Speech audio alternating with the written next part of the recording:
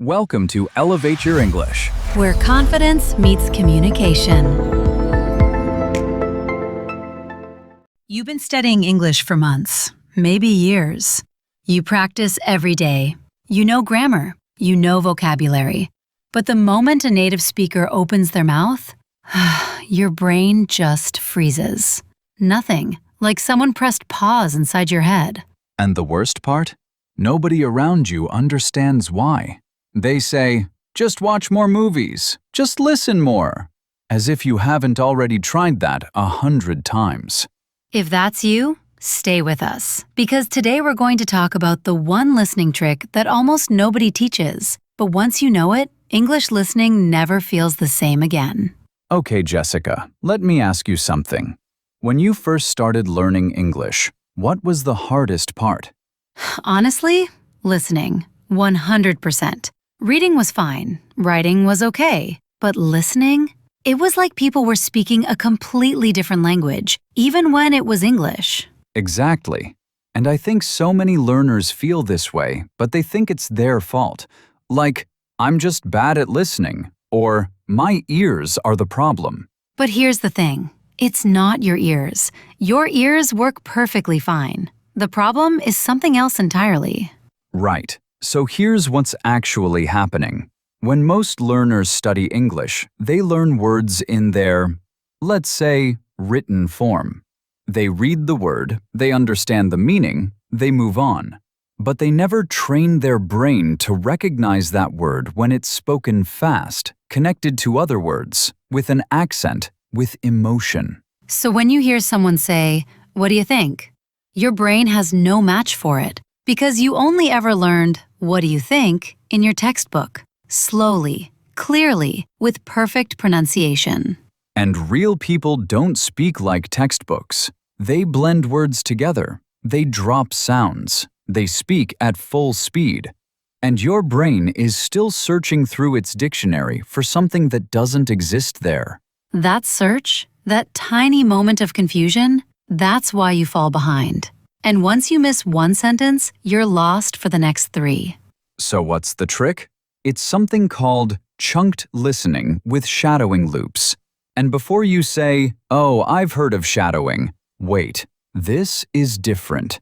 Most people think shadowing means just repeating after the speaker, and they try it once or twice, feel embarrassed, and quit.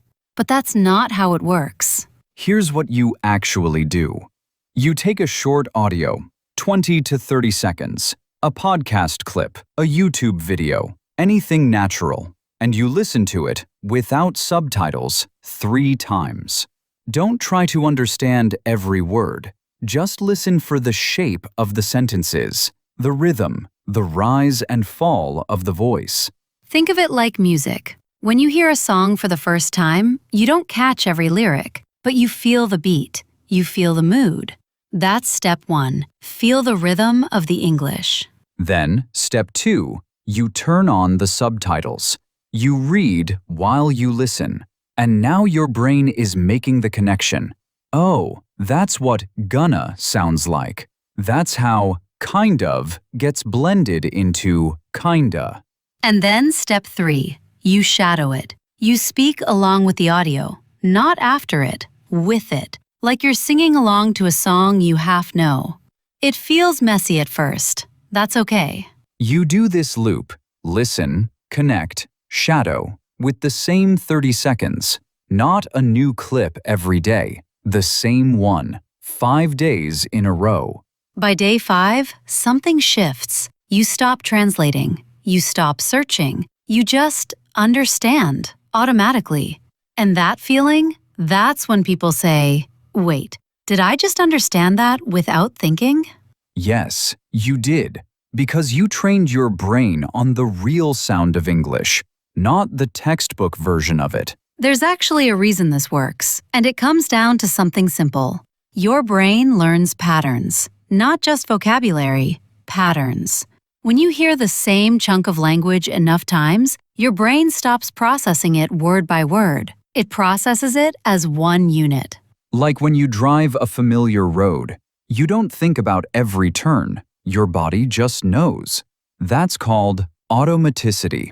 And that's exactly what fluent listeners have. Their brain has stored thousands of spoken patterns.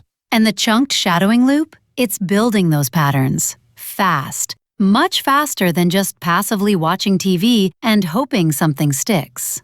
Passive listening is like standing outside a restaurant looking at the menu. You're not actually eating. Active, chunked listening. That's sitting down and tasting every bite. Okay, we want to give you something to actually do today. Not tomorrow, today. Here's your challenge. Find one short video in English. Anything you enjoy, maybe a cooking video, a travel vlog, a funny clip, and pick just 30 seconds of it. Listen to it 3 times without subtitles. Then, turn subtitles on. Then, shadow it. Speak along with the speaker 2 more times. That's it.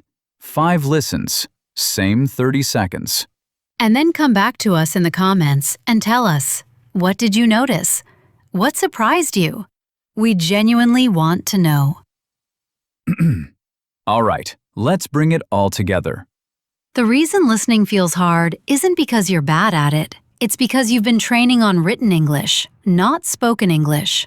The trick is chunked listening with shadowing loops. Short clips, same content. 3 steps. Listen for rhythm.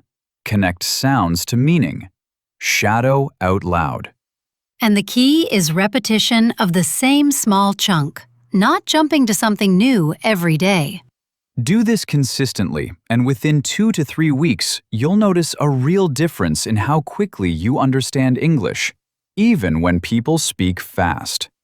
Before we go, let's look at 5 words from today's episode. These are useful, intermediate-level words that will improve both your listening and speaking. Word 1. Freeze. To suddenly stop moving or thinking, usually because of surprise or fear.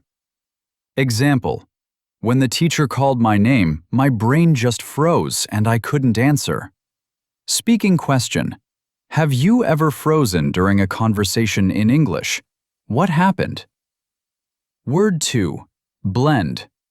To mix things together so they become one smooth thing. Example.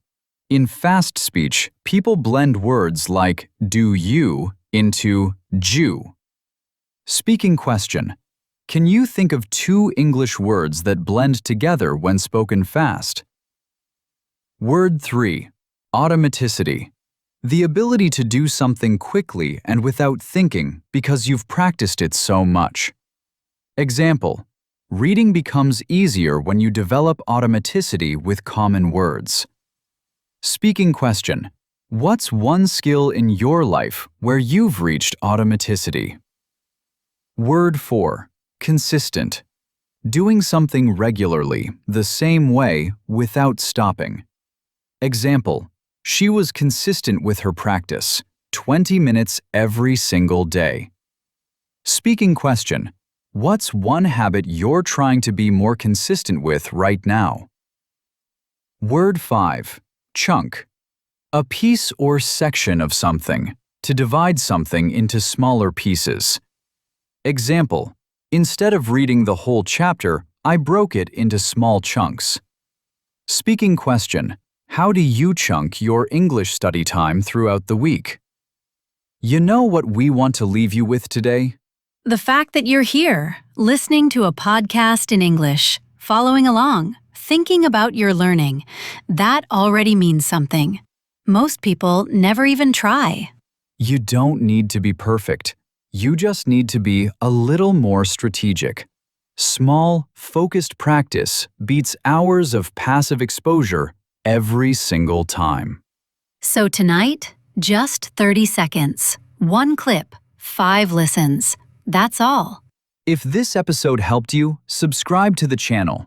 We put out new episodes every week with practical techniques just like this one. No fluff, no generic advice, just real strategies that actually work. We'll see you in the next one. Keep going. You're closer than you think.